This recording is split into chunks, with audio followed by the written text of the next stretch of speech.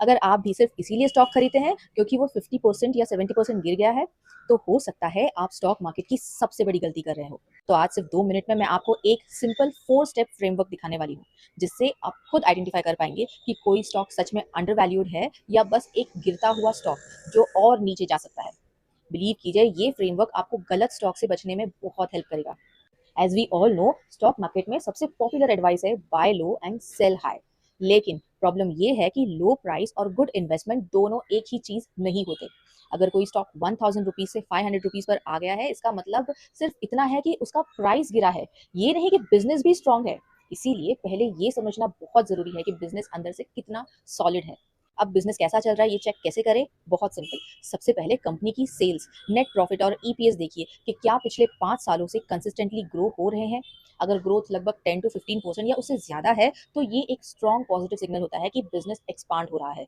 इसके बाद थोड़ा और डीप जाकर ROE एंड ROCE चेक करिए। ये दोनों मैट्रिक्स बताते हैं कि कंपनी अपने शेयर होल्डर्स के पैसे और ओवरऑल कैपिटल को कितनी एफिशिएंटली यूज कर रही है।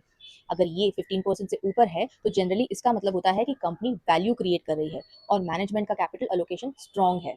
फिर डेट टू इक्विटी और इंटरेस्ट कवरेज देखिए। सी, डेट होना बुरी बात नहीं होती, लेकिन उसका कंट्रोल में होना बहुत जरूरी है।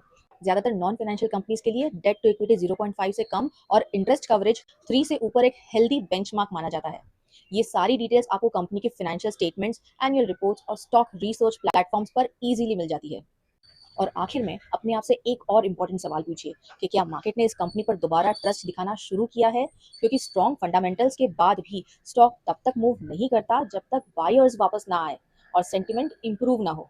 तो इस पूरे फ्रेमवर्क का कोर आइडिया ये है कि सक्सेसफुल इन्वेस्टिंग सिर्फ बाय लो सेल हाई पर नहीं टिकती, बल्कि bye quality business at the right time पर बेस्ड होती है। तो अगर आप भी स्टॉक मार्केट को टिप्स से नहीं बल्कि प्रैक्टिकल एनालिसिस और लॉजिक के साथ सीखना चाहते हैं, तो बुक ऑफ फ्रेंड को सब्सक्राइब जरूर करिए।